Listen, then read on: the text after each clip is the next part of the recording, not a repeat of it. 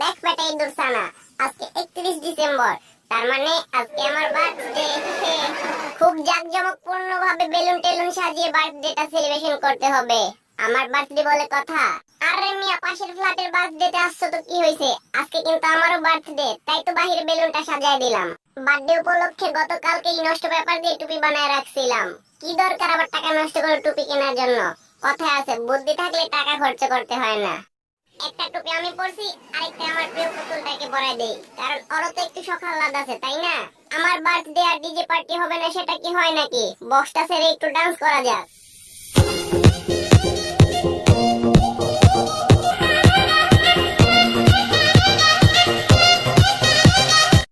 আরো এক্সট্রা দুইটা টুপি আছে, টুপি দুইটা দুইটা চেয়ারে রেখে দেই। মনে মনে ভেবে নেব এখানেও দুইজন লোক আছে। হ্যাঁ, কেউ উইশ করুক আর না করুক, আজকে আমার বার্থডে। আরে সালা, আমার বাড়িতে এই সময় আবার কলিং বেল দেয় কেডায়? আমাকে উইশ করার মতো এই দুনিয়ায় কেউ আছে বলে তো আমার মনে হচ্ছে না। যাই হোক, সাত পাঁচ না ভেবে গেটটা খুলেই দেখি না, যা হয় পরে দেখা যাবে। আরে সালা, আসলেই তো দেখা যায় উইশ করতে চলে আসছে। কিন্তু আপনারা জানেন কিভাবে আজকে আমার বার্থডে? আমি তো কাউরে বলিই নাই। যাই হোক, বিনা দাওয়াতে চলেই যেহেতু আসছেন, কি আর করার। এখানে আরাম করে বসুন আর আমার হাতে বানানো টুপি পরুন। এই নিন, আপনিও একটা পরুন।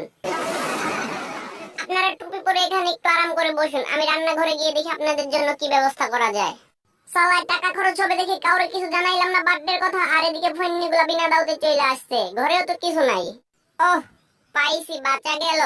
হায় হায়, কৌটার ভিতর মাত্র একটা নিমকি আছে, এটা তিনজনে কি করে খাবো?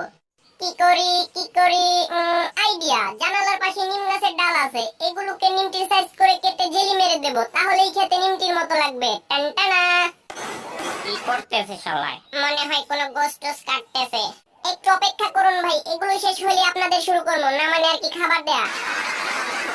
এবারে নিমের ডালগুলোর মাথায় জেলি ভরিয়ে দেই, তাহলে এগুলো খেতে ললিপপের মতো লাগবে।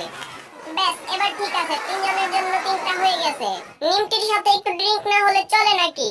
হাই হাই, ড্রিঙ্কও শেষ, কি করি এখন? এখানে 2-3 বছর আগে বাড়ির পাশের খালের পচা পানি সংরক্ষণ করে রেখেছিলাম, এটাকে ড্রিঙ্ক বলে চালিয়ে দেব। একটু টেস্ট করে দেখি তো। বাজে গন্ধ। আইডিয়া, এগুলোর সাথে বেশি করে লবণ মিক্স করে দেব, তাহলে আর বাজে গন্ধটা থাকবে না। আমার কি বুদ্ধি কম নাকি? এবারে বেশি করে থেকে মিক্স করে নিলেই কাম তামাম, খেল খতম। যাক, বুদ্ধি করে তাহলে সবকিছু ম্যানেজ করতে পেরেছি। আরে ভাই, বসে আছেন কি জন্য? এত লজ্জা কিসে? নিজের বাড়ি মনে করে খেয়ে ফেলুন। ফয়নির পুতে খটর খটর করে তাহলে মাংস না, এই ডাল কাটছে। বিশ্রী গন্ধ। ভাই, লাগবে নাকি? জিনিস কিন্তু আরো এখনো অনেক আছে।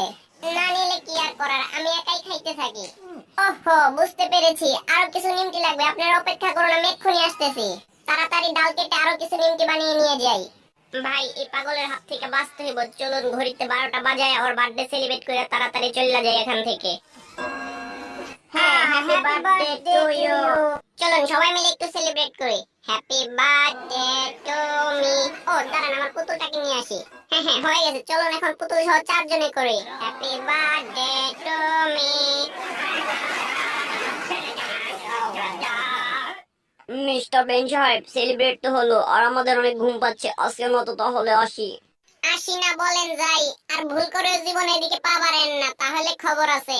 শালার ফন্নি গিলিতে আইসা কতগুলো টাকা নষ্ট করে দিয়া গেল। বিশ্বাস করেন ভাই, ওইখান থেকে বাইরে হওয়ার পর মনে হইতাছে জীবন ফিরে পাইলাম।